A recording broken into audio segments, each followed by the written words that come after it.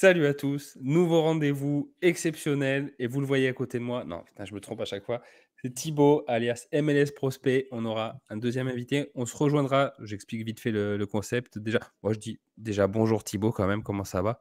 Salut Fab, ça va et toi? Ouais, ça va, ça va. T'as une petite mine. On va expliquer pourquoi après. Juste, je présente le concept. C'est un rendez-vous qu'on va se fixer. Putain, on voit qu'on est le soir, hein. Un rendez-vous qu'on va se fixer toutes les semaines à trois. Donc, il y a toi et Nélim. Et on va parler d'MLS, de ce qui nous a plu, ce qui nous a pas plu. Et également des match-ups qui vont arriver. Donc, voilà, on va parler un petit peu. Ça durera 5-10 minutes avec chacun d'entre vous. Donc, merci encore d'être là. Merci de participer à ça. Et du coup, est-ce que tu peux. Donc, je te demandais comment ça va. Est-ce que tu peux nous raconter déjà ce que tu as vécu un petit peu la semaine dernière Ouais, j'ai le grand sourire, mais je t'avoue que je suis un petit peu fatigué parce que j'ai le décalage horaire. Je reviens des États-Unis après une superbe semaine de vacances. Ça fait aussi du bien du côté de New York et un vrai régal, hein, une semaine de sport parce que j'ai eu la chance de voir deux jolies matchs de NBA à la fois au Madison Square Garden pour voir les Knicks et au Barclays Center pour voir les Nets. Et j'ai fait Ouais. 2 victoires et aussi une superbe expérience avec d'autres joueurs Sorare et une partie de l'équipe Sorare baseball aux États-Unis pour voir le premier match de toute la saison de baseball au Yankee Stadium de New York pour voir la victoire des Yankees contre les San Francisco Giants. C'est le premier home run de Aaron Judge, le joueur star du baseball et qui est en plus partenaire avec Soir, donc une superbe expérience Sorar et sport. Pas de match de MLS, malheureusement. Les deux équipes de New York jouaient à l'extérieur, ce Ouais. qui est assez rare, le même week-end. Mais voilà, kiffant, esprit à l'américaine. Moi, j'adore les États-Unis. C'est aussi pour ça que je kiffe la MLS. Donc, superbe semaine déjà d'y retourner sûrement l'an prochain. Sûrement l'an prochain, c'est déjà prévu jusqu'au. Tu vas faire tous les ans jusqu'à la Coupe Ouais, du Monde. j'essaie tous les ans, Canada aux États-Unis. Donc, voilà. L'été dernier, c'était le Canada. Là, cette année, c'est les États-Unis. On verra l'année prochaine. Est-ce que tu as. Sûrement la côte ouest. Ok, donc là, tu étais sur la côte Est, là, tu étais. Ouais, c'est ça. Ben oui, remarque, New York, je suis con. Et du coup, est-ce que tu as fait des petites photos, un petit truc de prévu que tu vas nous montrer sur les réseaux ou Bah, c'est j'ai un. envoyé, pour Enfin, ceux oui, qui remarque, le veulent, des photos un peu de tous les matchs, de toutes les ambiances, avec des ambiances vraiment, vraiment fantastiques. Je vous le conseille, vraiment, le Madison Square Garden. C'est vraiment la mecque du basket, vraiment une ambiance magnifique. Pourtant, ils jouaient Houston, donc la dernière équipe du classement de NBA. C'était pas un super, super match. Mais franchement, une ambiance. Il y a un orgue dans le Madison Square Garden qui anime. Et c'est vraiment une expérience unique. Moi, c'était ma première. Et comme je te dis, j'ai déjà envie d'y retourner. J'ai presque des frissons quand je raconte ça. tu m'étonnes, mais c'est vrai que je te dis ça, moi, pour la vidéo et tout, mais j'ai vu tes photos passer du Madison Square Garden, je vais y arriver, et des photos de MLB aussi, ouais, ça se voit que. Enfin, ça donne envie aussi, mais t'as l'impression que c'est un peu un autre monde quand t'es en France là de regarder ça quand t'as jamais été. Mais t'as dû rêver. Et là, maintenant, le retour à la réalité, du coup, on repart sur les matchs de MLS chaque semaine. On repart au taf le lundi, ça a été. C'est plutôt une belle réalité, j'ai envie de dire, la MLS. Ouais, ouais, au côté MLS, c'est vrai que je Il y a parlais du pire. boulot que t'as repris aussi aujourd'hui. Et je sais que le retour doit être compliqué. Pour basculer, du coup, est-ce qu'on n'irait pas donc regarder un petit peu ce qui s'est passé ce week-end en MLS? T'as eu le temps, tu m'as dit de regarder un petit peu, du coup? Et oui, mais il y avait une petite tempête sur New York, donc au final, mon vol a été retardé. J'ai eu la chance de voir dans l'aéroport sur mon téléphone, avec la superbe Apple TV, les quelques matchs. Donc, ouais, pas mal de choses à dire. Petite parenthèse peut-être sur les gardiens. On a eu quand même beaucoup, beaucoup de mauvaises surprises ce week-end.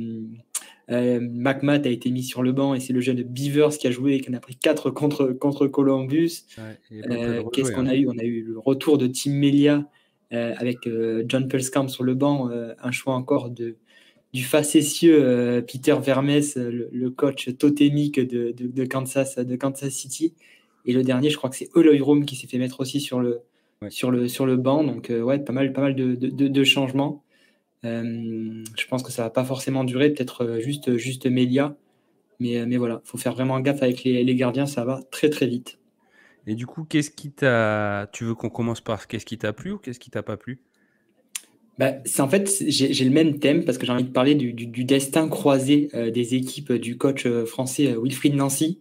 Il avait amené l'année dernière Montréal dans une très très surprenante deuxième place avec un joli effectif. Malheureusement, Montréal s'est fait un petit peu dépecer cet été, et notamment avec la perte de Milajovic et de Alistair Johnston, qu'ils ont eu du mal à remplacer. Et là, franchement, ils ont pris une énorme valise contre Vancouver à l'extérieur. Jamais facile de jouer à BC Place, mais franchement, Montréal, ils ont pris vraiment des buts et Vancouver a pu en mettre plus. Ils ont pris aussi un carton rouge de Rudy Gamacho en début de match. Oui. Mais j'ai vraiment très très peur pour cette équipe de Montréal. Et ce Wilfried Nancy, ce coquin, il est parti du côté de Columbus cet hiver, voir si l'herbe était plus verte. Et pour le moment, elle est beaucoup plus verte pour lui parce qu'il a gagné 4-0 à domicile contre le Real Salt Lake, qui avait fait beaucoup tourner. Mais on sent que cette équipe de Columbus, elle a un vrai potentiel. Et je veux noter la très belle performance et le doublé du jeune Aidan Morris. Et voilà, malgré l'absence de Cucho Hernandez en attaque, on sent vraiment qu'il y a un joli potentiel du côté de Columbus, avec notamment, bien sûr, la grande star Lucas Zelarayan. Yes. Donc, ouais, assez hype par Columbus pour ce début de saison. Et très inquiet pour nos amis québécois de Montréal. Ouais, un peu, hein, ça. Justement, je te tiens une question que j'ai parce que j'ai un joueur, ça c'est un peu une question perso, j'ai un joueur de Columbus, Christian Ramirez.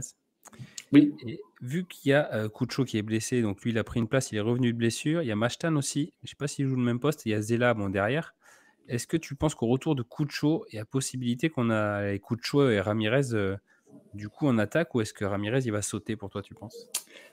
Pour moi, Ramirez, c'est quand même plutôt le remplaçant de Cucho, parce que c'est plutôt un neuf, je sais qu'il peut jouer aussi sur le côté. Matan, lui, c'est un vrai ailier, mais ouais, je pense que Cucho, normalement, devrait prendre sa place. Avec un Zeller Ryan, enfin, moi, j'ai trouvé très libre, en tout cas, depuis le début de la saison. Et on sait que c'est un peu ce que Nancy avait fait avec Milalovic, c'est-à-dire de lui laisser beaucoup de liberté, à la fois dans la création et à la fois sur son placement sur le terrain. Et ça fonctionne très bien, hein. Il a remis ce qu'il faisait à Montréal, cette défense à 5, ce double pivot. Et après, c'est trois devant. Donc, ouais, franchement, Columbus, ça va être bon, mais Ramirez peut aussi rentrer et marquer. Bon, espérons, on va voir. Bah, du coup, je pense que je vais le vendre d'ici. Enfin, je vais regarder un petit peu. Comment, parce que je trouve que c'est pas un mauvais joueur non plus. Donc je verrai. Donc, du coup, au final, ce qui t'a plu, ce qui t'a pas plu, c'est que c'est le Montréal que Nancy a laissé. Ce qui te plaît, c'est le Columbus que Nancy a trouvé, quoi. En Ouais, c'est gros, un petit peu destin ça. Et croisé. globalement, enfin, c'est au-delà de Nancy. Je pense que le recrutement cet hiver de Montréal est beaucoup trop faible par rapport au départ qu'ils ont eu. Donc vraiment, on part sur une reconstruction. Pas de chance pour toi aussi, hein. Romel Kyoto, qui avait joué deux fois 90 minutes en sélection nationale, a été benché. Donc ouais, très compliqué pour Montréal. La saison tourne vraiment très mal. Et ouais, le nouveau coach que je connais bien en plus, c'est Hernan Losada, qui était du côté de DC United avant d'arriver à Montréal. Bah, lui, il enchaîne les défaites et les mauvaises saisons d'équipe en équipe, donc c'est pas rassurant. Ouais, c'est pas anodin. Et petite dernière chose que tu me disais off, c'est que je savais pas, Wilfried Nancy est français. Ça, je savais pas. Ouais, Wilfried Nancy, en fait, il est arrivé à Montréal avec Thierry Henry, Ok. quand Thierry Henry est arrivé du côté du CF Montréal. Et quand Henry est parti, bah, euh, j'ai envie de dire Wilfried Nancy, en tant que adjoint d'Henry, a pris la suite, et franchement, il a super bien réussi. Première saison, un petit peu de transition, mais on savait qu'il y avait quelque chose qui se montait. Et deuxième saison, c'était l'année dernière, et cette deuxième place, franchement, magnifique, avec une équipe qui jouait très bien. Vraiment, Montréal, c'était C'est un fou, hein. régal l'année dernière. Donc, on voit qu'en MLS, hein, on peut être un régal d'une saison. Et il suffit qu'il y ait quelques départs, quelques blessures, hein. C'est vrai que malheureusement, James Pandemis, le gardien de but, s'est blessé. Ils ont perdu Breza aussi. Ils se Et- retrouvent avec leur troisième, voire quatrième gardien, Jonathan Sirois. oui. Très compliqué. Samuel Piette, le capitaine, s'est blessé aussi en début de match à Vancouver. On sait que c'est une pelouse synthétique très mauvaise. La saison est en train de très mal tourner du côté du Québec. Je sais pas Moi, j'ai un seul joueur de Montréal qui est Kamal Miller, mais j'ai un petit peu peur pour eux là. Bon, mais moi, tu vois, ça rejoint un petit peu. Ce qui m'a plu, je vais passer rapidement. Moi, ce qui m'a plu, c'est Vancouver et plus particulièrement le petit Simon Bécher que j'ai trouvé exceptionnel. C'est vraiment, je sais pas d'où il sort. On en a parlé dans une vidéo tout à l'heure. Je peux pas dire le nom de l'invité. On en a dit un petit peu un mot. On était d'accord sur le fait qu'il est assez impressionnant. Et je vais pas teaser, mais il y a une petite histoire qu'on m'a racontée sur lui qui est assez marrante. Tu dois être au courant, mais la vidéo sortira demain, donc je vais pas teaser, tu vois, pas Allez la spoiler. voir. Mais ouais, grave, déjà, regardez jusqu'au bout celle-là. Mais il m'a impressionné et Vancouver m'a impressionné, même si ils étaient à 11 contre 10 après l'expulsion de Camacho qui commet une faute assez bête au début de match. Ce qu'il faut. Après, ils n'étaient pas obligés de s'effondrer non plus. Mais voilà, c'était mon petit coup de cœur moi, de la journée, c'était Simon Betcher, quoi. Tu vois, ça n'a pas pris longtemps. Ça n'a pas l'air de te faire plaisir. Si, ça me fait très plaisir. Et non, j'étais en train de penser que ouais, Vancouver, en plus, a un gros match là, qui arrive en milieu de semaine contre Los Angeles FC, ce quart de finale de Ligue des Champions. Donc, très intéressant et hâte de voir cette opposition 100% MLS en quart de finale de Ligue des Champions. On va pouvoir aligner cette semaine, on va pouvoir aligner. Ouais, c'est ça. On va se faire un petit tour sur les match-up qu'il va y avoir ce week-end, si on peut s'en choper un ou deux bons comme ça. Est-ce que tu as regardé un petit peu ce qu'il y avait, toi? Ouais, j'ai regardé un petit peu ce qu'il y avait et franchement, il y a un match qui m'intrigue tout d'abord, c'est ce Los Angeles FC Austin. On sait Ouais, que moi aussi. Austin s'est reposé ce week-end parce qu'on a 29 équipes cette année en MLS, donc il y a toujours une équipe qui est DNP chaque week-end. Il faut faire bien attention. C'est Ouais. une nouveauté vu qu'on est 29. Donc Austin qui vient un début de saison un petit peu compliqué, cette élimination en Champions League, quelques défaites, qui va se déplacer contre Los Angeles FC, qui est entre deux matchs de Ligue des Champions parce qu'ils jouent Vancouver donc en midweek et ils rejoueront Vancouver la semaine prochaine. Donc assez intrigué de savoir si ce repos aura aidé cette équipe d'Austin. Et j'ai bien envie aussi de voir ce Kansas City Colorado. Ouais, moi, c'est Kansas celui-là que City j'avais qui a repéré, quoi. un peu de mal à se mettre en route malgré ce qu'on attendait d'eux, un peu comme Outsider ou Dark Horse c'est en 2023. Et je pense que Colorado, qui a beaucoup de mal, souvent en déplacement, ça pourra permettre à Kansas et aux nombreux stacks de Kansas d'enfin performer et d'être flamboyant. Je le sens plutôt bien ce match-up. Moi, c'est le match que j'avais. Bon, c'est un peu celui qui saute aux yeux comme match-up assez facile, entre guillemets, hein. Mais j'attends de voir si Kansas, ils vont lancer leur saison avec ce match-là, quoi. Ça me ferait aussi plaisir, parce que Kansas, j'aime bien. C'est pas une des équipes que je préfère. Par contre, le match qui me fait un peu vibrer à regarder là ce week-end, c'est le Seattle Sounders contre Saint-Louis, quoi. Celui-là, il m'excite un petit peu. Je dois dire, je pense que ça va être un peu la priorité. Il est à quelle heure d'ailleurs? Il est à 4h30 du Il est à mat. 4h30, ouais. Donc On est ça sur va la être côte ouest. ouais, ça va être un réveil à mettre, quoi. Ça va pas être avant de se coucher, quoi. Il y a quoi, là? C'est un joli match-up, surtout Seattle vraiment très en forme. Peut-être l'équipe moi Ouais. qui m'a le plus marqué en ce début de saison avec l'équipe de Saint-Louis. On a vu que Saint-Louis s'est fait taper à domicile Enfin, contre Minnesota. pas forcément mérité, hein, au final. Non, un très bon Dwayne Sinclair, Spinalci Exact. hein, qui est là. Hein, donc, et c'est Amaria qui le score, je crois. Mais Oui, le Minnesota n'a penalty, pas eu ouais. beaucoup d'occasions. Ouais, non, ils ont eu peut-être 2-3 occasions dans ce que j'ai vu, moi. Après, j'ai vu le résumé juste, mais ça suffit pour se faire une bonne idée. Et il y a aussi le petit New England Revolution contre Montréal. Curieux de voir combien ils vont s'en prendre Montréal, du coup, quoi. Ouais, j'ai assez peur que ça continue. Après, le Revolution, ils ont un petit peu ce problème d'attaque, à voir s'ils arrivent à plus marquer, mais c'est plutôt une équipe pour le moment qui est forte défensivement, mais qui ne met pas des valises. Donc à voir si ça Et commence pour Montréal. Les pauvres. là, ça va. Là, je t'avoue, j'ai un peu peur parce que New England, c'est pas flamboyant, mais ils Ça sont quand gagne. même très chauds, quoi. Ouais, c'est une équipe qui gagne. Par contre, c'est le petit DC United Columbus. Toi, tu le sens comment, du coup, là? Pour le moment, DC joue plutôt un rôle de poil à gratter. Je pense que c'est pas une équipe de playoff qui pourra concourir pour les playoffs, mais pour le moment, ils s'effondrent pas. Ils font plutôt des matchs corrects. Donc voilà, plutôt plutôt, je vais pas dire hype, mais c'est pas une super mauvaise saison pour le moment. Donc je pense qu'à domicile contre Columbus, moi je serais pas si serein que ça. Ça peut être une équipe embêtante pour Columbus, je pense. Curieux de voir l'opposition qu'il va y avoir. Mm. C'est pareil, c'est vrai qu'on l'oublie, le petit Cincinnati-Philadelphie. Ça peut être pas mal aussi, ça. Philadelphie a besoin de points là.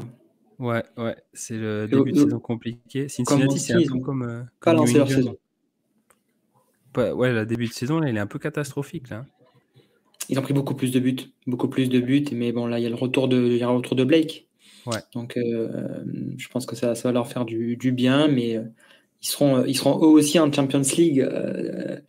Entre deux matchs de Champions League, donc jamais facile avec du turnover, des déplacements à gérer. Donc, ouais, C'est vrai plutôt que avantage Cincinnati pour moi ce week-end. Ah, j'espère que le petit Acosta. Mais c'est vrai que tu m'en parlais la dernière fois, le calendrier de la Champions League, c'est un truc de fou, quoi. Je trouve que c'est n'importe quoi, un petit peu, quoi. Et il y a ça, plus les matchs internationaux. Hein. Comme je disais, Kyoto, hein, la MLS ne s'arrête pas durant les trêves internationales. Donc voilà, quand les joueurs ont fait des déplacements avec leur équipe nationale, plus donc louper un match, plus des fois ont dû se reposer parce qu'ils sont arrivés tardivement dans leur équipe MLS, donc ça fait beaucoup de matchs loupés et beaucoup de fatigue accumulée. Et je lisais une interview de Jamiro Montero qui est parti du côté du Cap-Vert pour jouer. Ça fait des déplacements avec plusieurs escales pour revenir aux États-Unis, c'est très très compliqué.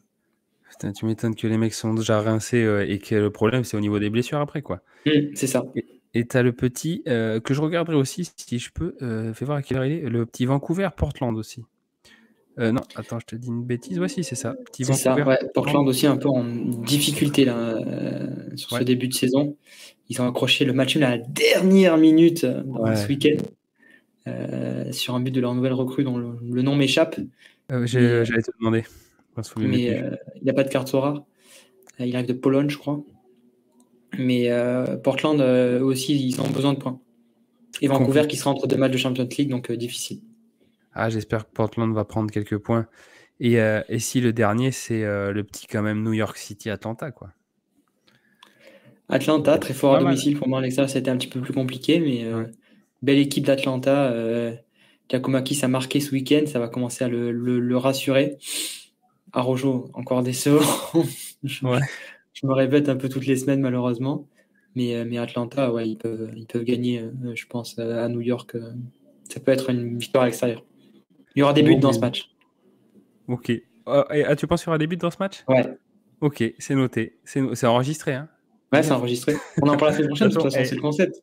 Ouais, exactement. Et on fera le débrief la semaine prochaine, du coup. C'est ça. Voilà. Un petit mot à dire pour finir ou tu as un petit truc, n'importe. Non, franchement, en regardant la carte des matchs de ce week-end, je suis plutôt content et j'ai hâte d'y être parce que je trouve qu'il y a vraiment des beaux matchs et je pense qu'on va se régaler. On a vécu quand même beaucoup de 0-0, faut le dire. Hein. Ça n'a pas été une super journée le week-end dernier. Hein. Voilà. Des résultats bizarres, quoi. Il n'y a pas eu de super match, il n'y a pas eu de superbes prestations. J'en suis désolé, ça arrive. Hein. Notamment, je crois que c'est les matchs en France, c'était le match de 2h30, je crois, où il y a eu une enfilade de 0-0, plus le match de Philadelphie qui a été un petit peu décalé et qui était dans ces eaux-là. Donc ça a été dur, mais on va se rattraper ce week-end avec plein de buts. Moi, parfait. Nickel. Tu vois, j'ai bien fait de m'endormir ce week-end. J'ai bien fait de. C'était le bon week-end. Je te remercie. Moi, je vais aller retrouver Nelheim, du coup. Non, je vais partir par là. Je vais aller retrouver Nelheim. Et puis, on se dit à la semaine prochaine. On regarde Allez, une bise à tout ce que Nelheim. tu as dit. À tout C'est à l'heure. parti. Enfin, à tout On se à retrouve l'heure. la À semaine prochaine. Bisous à tous. Salut. Et voilà, je rejoins Nélim. Comment ça va? Ça va très bien et toi, Fab? Super. Je suis super content que tu sois là aussi. J'ai expliqué un peu le contexte de l'émission, un petit peu ce qu'on avait prévu tous les trois ensemble avec le MLS Sorar Brunch Time. Et du coup, je te rejoins pour savoir, du coup, qu'est-ce qui t'a plu, qu'est-ce qui t'a pas plu sur cette pauvre journée de MLS, on peut le dire? Ouais, c'était pas la plus grande journée de MLS. La dernière était bonne, celle d'avant un peu sur le même style que celle de ce week-end. Il n'y a pas eu énormément de buts. Il y a beaucoup d'équipes qui ont sorti des clean sheets. On se serait cru en Argentine un peu. Ouais, c'était un peu ça. Il y a eu des clean sheets un peu sur tous les matchs. C'est assez bizarre. Concernant moi mes points positifs, je noterai Columbus et plus précisément Aidan Morris, qui est en train de prendre une épaisseur au milieu assez impressionnante. L'entente avec Zela Ryan est assez incroyable. Et en plus, il se met à être décisif. Alors, au-delà de Sorare et RL, ouais, c'est vraiment un joueur qui prend de l'épaisseur, qui est partout sur le terrain, qui a un volume de jeu assez impressionnant. Et franchement, ouais. Ah, tiens, voilà un invité. Salut. Nickel. On est à la maison, on a dit. On est à la maison, ouais. Il y en a un autre qui pourrait débarquer à tout moment. Bah, allez. Donc ça, c'était vraiment le point positif. Après, j'en ai 3 autres.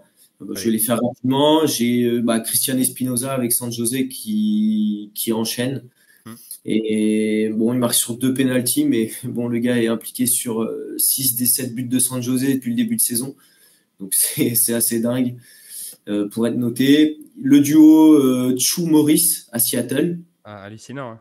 Ouais, en 2 matchs, c'est quoi, 6 buts à eux deux? Les yeux fermés, quoi, ils se trouvent, les mecs. Ils se trouvent, c'est impressionnant. Ouais, donc, je pense qu'à terme, Maurice repassera quand même sur le côté. Le coach a dit que c'était son meilleur poste. Ah, mais tu vois, on vient d'en discuter. Je suis désolé, je te coupe parce qu'on en a discuté avec Thibaut, justement, il me semble. Hein. Et on s'est dit, est-ce que Rusnak, à terme, si Chou et Maurice ça continue à faire les fous comme ça, est-ce que Rusnak, à terme, va pas sauter? Il s'est positionné sur Rusnak en disant, c'est peut-être lui qui va sauter. Je m'en suis débarrassé hier de Rusnak. Ok, d'accord. Donc toi, pour moi, il est plus dans le même poste qu'il était à Salt Lake et il aura plus d'impact. Il aura plus l'impact à être décisif comme il pouvait avoir là-bas. Et on le voit, ça fait 1 an, il fait entre 45 et 50 points. Donc, il n'y a pas d'utilité, il n'y a même pas d'écart type ni rien. Donc, je m'en suis débarrassé. Et mon dernier point positif, c'est Cincinnati. Cincinnati, qui est une équipe totalement différente de la saison passée, où ça marquait des buts, ça encaissait beaucoup. Cette année, c'est ultra solide, avec la ligne défensive là, Haglund, Miazga et Mosquera, qui en plus Mosquera a été décisif. Et devant, ils sont pas encore rodés, mais je pense que quand ils vont être rodés, ça va être quelque chose. Cincinnati, moi, j'en fais mes favoris pour l'instant. Et ouais. Quand tu vois, ils ont une équipe qui est tellement bien composée. Tu vois, Miazga, c'est un chien de la casse. Et Miazga, j'aimerais pas être en face, être attaquant en face de lui. Enfin, lui, il débranche le cerveau. Il est là pour gagner et c'est ce qu'il faut c'est ce qui manquait de toute façon à Cincinnati. Et en plus, c'est en train de devenir un peu la coqueluche des supporters. Donc ouais, c'est grosse équipe de Cincinnati. Parce que l'année dernière, défensivement, c'était compliqué, Cincinnati. Offensivement, ça allait. Justement, l'arrivée de Miazga avait marqué un changement. Ils encaissaient moins de buts. Et là, ils ont rajouté Mosquera qui arrive de Wolverhampton. Donc, qui est aussi J'allais te demander d'où il venait. Ok. Et je t'en avais parlé dans la dernière vidéo. C'est lui que je t'avais dit qui était en prêt de oui, exact. Autant pour moi, ouais. Et donc, du coup, tu vois clairement la différence cette saison. Ça libère Barreal qui peut jouer plus haut. Et c'est intéressant. Ça, c'est très cool. Je pensais me le prendre, tu vois, Barreal, moi. Parce que j'ai toujours bien aimé, mais. Il tire tout en plus. Avec Acosta, ça tire les coups de pied arrêtés. J'ai vu qu'il tirait les corners, ouais. Côté droit, et je crois qu'Acosta, il fait côté, ouais. Et le coup de pied arrêté aussi, coup franc aussi, des fois, il est à la baguette. Donc voilà un peu mes points positifs. Après, pour ce qui est des points négatifs. Aïe. Ouais, là, qui t'a fâché, allez. Eh bien, écoute, tu as Montréal. De toute façon, ça continue. Montréal qui prend une volée 5-0 contre une équipe bis de Vancouver, qui a même pas fait jouer Ryan Go et qui a pu le reposer en vue de la Ligue des Champions. Donc, ouais, c'est la crise à Montréal et je vois pas comment ils peuvent s'en sortir à l'heure actuelle avec cet effectif-là. C'est une équipe il manque de tout. Ouais, t'as le même constat que Thibaut, c'est ce qu'on se disait tout à l'heure. Il a Philadelphie, mais bon, j'en parlerai après de Philadelphie, mais ouais, c'est assez creux Montréal. Hein, c'est une tristesse. Et ensuite, je resterai sur le Canada et sur Toronto. Ah. Ouais, Toronto qui mène 2-0, qui fait 2-2. Je pensais justement, pour moi, je le voyais vraiment bien ce match-up pour eux à domicile. Contre Charlotte. Ouais, contre Charlotte. Ils commençaient à être un peu plus solides et là, ils prennent 2 buts. Et Bernardeschi est monté au credo un peu en disant que ils avaient des bons joueurs qui faisaient des bons matchs, mais que c'était pas possible de prendre 2 buts à domicile comme ça. Ouais, parce qu'ils mènent 2-0 à la mi-temps. Ils tiennent le match. En plus, ils ont concèdent pas beaucoup d'occasions, il me semble. Non, ils sont plutôt solides, mais ils prennent deux buts évitables en plus. Donc, c'est vrai que Toronto, moi, j'en faisais une équipe de haut tableau et pour l'instant, c'est un peu compliqué. Donc, à voir par la suite. Bah ouais, parce qu'ils s'étaient renforcés du coup en défense. Il y avait Jess et Sean Johnson. Et l'attaque, c'est du feu, quoi, en attendant une signée. Et après, j'avais aussi un dernier point négatif, c'est les coachs. Les coachs, et principalement celui de Salt Lake, qui nous a pondu une composition en voulant, je sais pas ce qu'il a voulu faire, si c'est choquer les joueurs, les toucher dans leur orgueil. Bon, bah, c'est lui qui en a pris 4 à Columbus.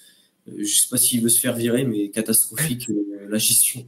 On a eu des compos qui ont été catastrophiques en tant que joueur Sora. Ouais, franchement, je pense que toi qui m'as dit qu'il était allé dormir assez tôt, c'est toi qui as fait le bon choix et plutôt avoir des maux de tête avant d'aller dormir. Et je pense qu'il y a de ça aussi qui fait qu'on n'ait pas eu une journée terrible, quoi.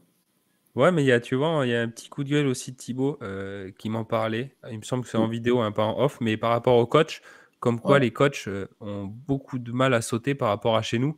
Et par contre, les joueurs, ils les font tourner à gogo, quoi. Bah, regarde Kansas City, le copain Amelia, le coach a remis son copain Amelia, tu vois. Ouais, c'est hallucinant ça.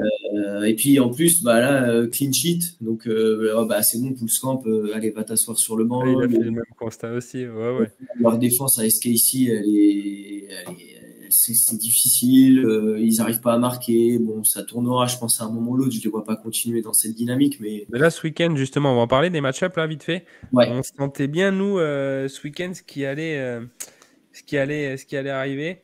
Moi, je te dis juste quand même ce qui m'a pas plu. Si tu avais fini sur les points qui t'ont pas plu Ouais, j'avais un autre petit truc. Un petit conseil avertissement. Ouais, un petit avertissement à Philadelphie. Vas-y, allez. Qui a beaucoup enchaîné avec la Ligue des Champions et qui est en train de nous faire, je ne sais pas s'ils vont nous le faire jusqu'au bout, j'espère pas, une Seattle 2022. Philadelphie, qui a quand même une des plus belles équipes sur le papier, a pris seulement 7 points sur 18. Et ils ont quand même pas eu un très très gros calendrier, il faut le dire. Attends, je vais rechecker. Mais Philadelphie, c'est 7 points. Et tu m'avais dit, hein. Assez tôt dans la saison, tu m'avais dit j'ai peur à Philadelphie. Ils ont joué quand même, ils ont gagné Chicago. Bon, Chicago, ils vont perdre à Montréal, ils perdent à la maison contre Orlando et ils font un nul chez eux contre Kansas City. Et ils vont perdre à Miami. Et bon, ils ont tapé Columbus au premier match. Mais je veux dire, ils n'ont pas eu un calendrier qui est quand même.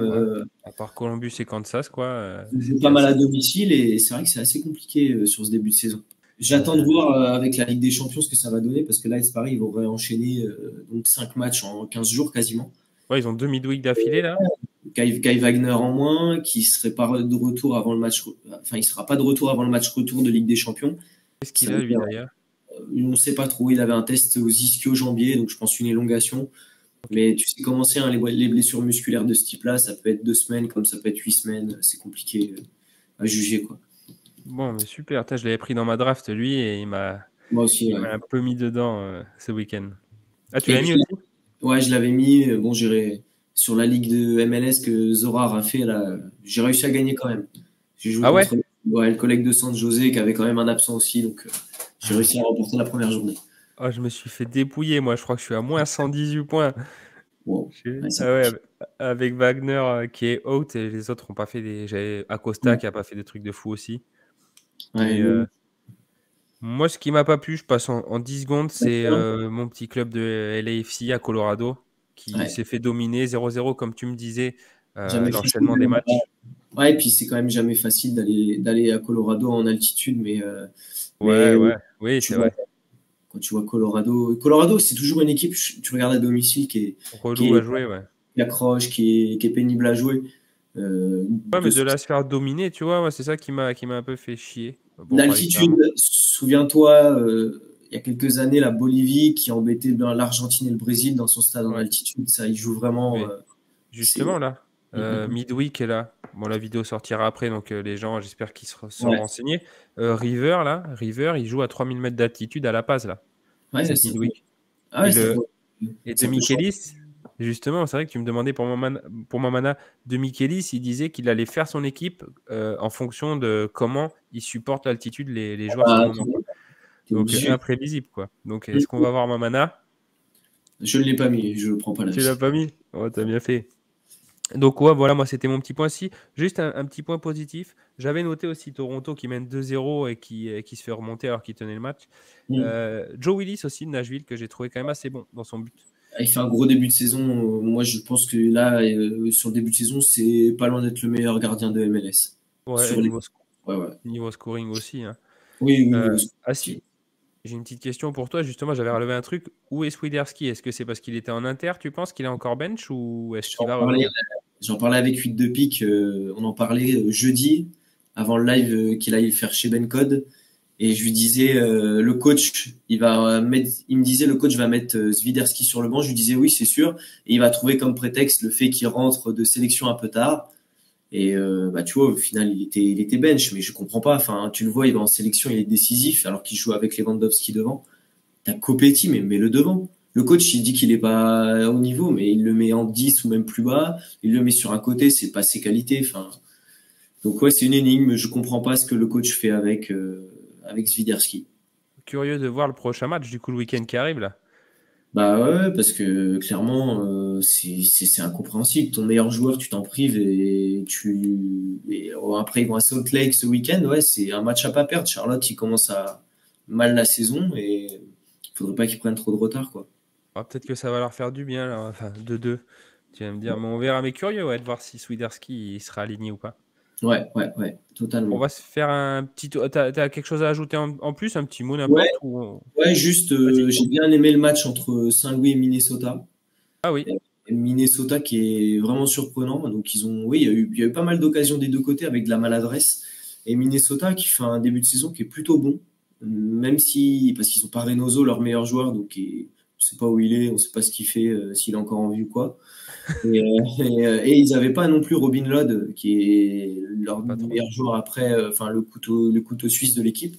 Et franchement, ils sont allés s'imposer à Saint-Louis en ayant subi pas mal d'occasions, en s'en procurant pas mal. Et du coup, intéressant cette équipe de Minnesota sur le début de saison. Ouais, bah on en parlait, je crois, vite fait en off tout à l'heure, justement. On disait que Saint-Louis, c'est toi qui me disais, Saint-Louis a vachement croqué et on est d'accord, quoi. Ils auraient dû. Ça reste une. Enfin, il n'y a pas de contre-performance limite, c'est qu'ils ont un peu trop croqué et que je pense qu'il n'y aura pas de souci pour qu'ils enchaînent, quoi. À voir, ouais. Ben nickel. Bon, je te remercie du coup pour tes avis. On se fera un débrief en plus là, par rapport à ce qu'on va dire pour les match-up. On se fera un petit débrief la semaine prochaine de voir, putain, on avait bien vu ou on s'est complètement trompé. Donc du coup, est-ce que tu as un match-up comme ça qui te vient, qui est sexy, qui t'a sauté aux yeux pour le week-end qui arrive? Le week-end prochain, il y a le Los Angeles FC Austin. Je pense même que Thibaut. Thibaut, ça lui a sauté aux yeux. Là, on voit les connaisseurs. Là. Los Angeles qui va jouer en midweek, Austin qui s'est reposé la semaine dernière, donc deux dynamiques un peu différentes. Et j'ai hâte de voir 4-5 buts dans un match de MLS cette saison. J'espère que ça va partir dans tous les sens, quoi. C'est un de ceux qu'on regardera en tout cas. On a parlé aussi vite fait du petit Seattle Saint-Louis là. Ouais. Et Cincinnati Fila, je pense que ce sera l'autre match que j'aurai en double fenêtre avec Los Angeles Austin. Ça sera tes deux matchs phares, Cincy Fila et LAFC Austin. J'aurai toujours New York City Atlanta, mais merci la MLS d'encore nous mettre tous les matchs en même temps et qu'on puisse pas en suivre. Ça c'est vraiment abusé. C'est dans les un tweet que j'ai liké fort parce que j'ai liké aussi le tweet, j'en ai liké plusieurs. Comme quoi, tu me disais, je te laisse développer pour les 40% là. Ouais, il y a eu, d'après une source, il y a un compte qui a mis que la MLS, Apple n'était pas satisfait et n'avait atteint que 40% des objectifs d'abonnements sur la MLS. Mais ça m'étonne pas parce que déjà la programmation est dégueulasse. Donc, tu vois, là, regarde, je suis sur les matchs de ce week-end. T'as 1, 2, 3, 4, 5, 6, 7 matchs à 1h30. Toujours plus. Et 4 matchs à 2h30. Ouais, c'est incompréhensible, je comprends pas. Tu peux même pas. Alors oui, il y a les histoires de conférences, mais l'année dernière, c'était minuit et demi les matchs et 2h30 ou 1h30. Tu avais le temps de finir ton match, d'en attaquer un autre. Là, tu es à la mi-temps d'un match, tu as l'autre qui part. Enfin, tu peux pas suivre. Et en plus de ça, leur MLS 360, c'est. Ah, merci. C'est catastrophique. Hein. Et moi, je coupe les alertes sur mon téléphone. Parce que sinon, en fait, je reçois soit les alertes Sora Data, soit les alertes Flash Score, un but. Je me dis, bon, ils vont me montrer le but. Et des fois, ils sont en pleine pause et ils te le montrent, tu as 5 minutes de décalage. Et Ouais, c'est ça, mais t'es en décalé sur tout le monde. Même si tu mets le light switch de Ben Code où tu veux mater les scores, t'es en décalage total. Donc ça te fout droit, ça te spoil carrément. Ça Et gâche puis, l'expérience, quoi. Et ce qui est dommage, avant, tu avais un match dans la nuit de vendredi à samedi, tu avais des matchs le dimanche soir. Mais là, c'est vraiment Apple TV qui a dit non, non, on veut grouper au max et avoir le samedi tous les matchs. Ouais, je Et je comprends. Bah, comprends pas le délire. Ouais, qui Ouais, s'étonne pas. Et puis, il y a aussi un autre point, c'est que, alors, moi, j'avoue que je suis abonné, mais je suis un peu frustré et dégoûté parce que bah, tu as la moitié des matchs gratuits. Pour l'instant, ouais. Donc, du coup, moi, je suis clairement en train de me dire, est-ce que je continue à m'abonner ou je vais me désabonner et puis je vais regarder peut-être 1 ou 2 matchs et puis trouver un stream à côté. Alors, c'est malheureux alors qu'on était super content du produit. Et là, tu vois, il y a pas mal de choses qui sont un peu décevantes, quoi. Ouais, petit coup de gueule. Et tu vois, je te rejoins 100%. Et petite mention, comme tu dis, sur le MLS 360, que c'est pas possible, quoi. En plus d'être en décalé, tu as des pubs toutes les 3-4 minutes, j'exagère, tu vois. Mais c'est en plus d'être en anglais, pour imagine les francophones, des petits sous-titres français, ça aurait été cool aussi, même si c'est pas le truc qui me dérange le plus. Mais les pubs et le décalage, c'est pas possible. L'expérience, elle est pourrie, quoi, honnêtement, avec le 360. Ouais, c'est pas terrible du tout. Ouais. Très bien. LAFC aussi, Cincy, Philadelphie. Est-ce que le petit Atlanta, où est-ce qu'il joue Atlanta du coup? À New York. Ouais. À New York. Ouais, ça, ouais, je vais le regarder. C'est obligé, quoi. C'est Atlanta. Tu les sens comment là-bas à l'extérieur? J'attends de voir par rapport au dernier match où ils ont pris une volée. Ouais. C'est quand même solide, même si j'ai pas trouvé un grand Almada cette semaine. Il tente beaucoup de choses. Alors il est partout, hein, mais il a fait 2-3 dingueries ou des passes latérales interceptées qu'on menait direct à des occasions. Et puis ouais, je les ai trouvés un peu empruntés les joueurs d'Atlanta, donc à voir. Ils ont eu du mal à finir les actions. Après, New York, Red Bull, c'est toujours une équipe compliquée à jouer. Hein. Tu vois, si Coronel fait pas sa faute demain, ça peut finir à 0-0. Et puis, tu as l'énorme occasion, c'est Matchup Scholl, ouais, je crois qu'il y a une énorme occasion sur une passe d'Almada à la dernière seconde. Donc, bon, c'était curieux de voir ce que ça. Ouais, curieux de voir. À New York qui est solide à domicile, ouais. Il y a un petit match, moi, qui me fait de l'œil aussi un petit peu, je disais à Thibaut, c'est le Vancouver-Portland. C'est 2 équipes qui peuvent jouer, quoi. Ça peut y avoir du but aussi, je pense, moi. Bah, Vancouver qui va jouer en plus cette semaine chez eux contre l'AFC, donc ils vont rejouer à domicile ce week-end. Ouais, ça va être. T'as aligné, toi? T'as aligné des équipes là cette midweek? Ouais, j'ai mis mon équipe en América, c'est Blake au but, Villalba de Argentinos Junior, Ryan Go, et après j'ai mis Paulinho de Minero et Sébastien Villa de Boca. Très cool, quoi. Ça peut aller chercher. Bon, il y a beaucoup de concurrence, mais tu as des top joueurs qui peuvent aller chercher. On va suivre ça alors, du coup. Ce qui est bien sur des midweek comme ça, c'est que tu sais que déjà, dès le début de la midweek, tu as 30% de DNP. Enfin, souvent, tu as des gens qui font des équipes avec 4 cartes. Donc, tu sais que déjà, tu as un paquet de personnes qui sont, on va dire, hors jeu si tu n'as pas de DNP. Donc, c'est plutôt intéressant, quoi. C'est un peu du bonus, ces midweek. Ouais, je le prends comme ça aussi. C'est vrai que tu bâtir, c'est ce qu'on en parlait tout à l'heure par rapport, après on va finir la vidéo, mais par rapport à la Liga MX, League Cup, c'est ça qu'ils appellent ça, entre la Liga MX et la MLS cet été. Ça dure 1 mois et c'est vrai qu'on se disait sur une Game Week, ça sert à rien de prévoir une stratégie. Par contre, sur 1 mois, c'est peut-être intéressant de prévoir un petit peu à l'avance parce que tu as 4 Game Week minimum. Ouais, c'est ça. Je crois que tu as 4-5 tours. Donc, de toute façon, c'est sur 1 mois.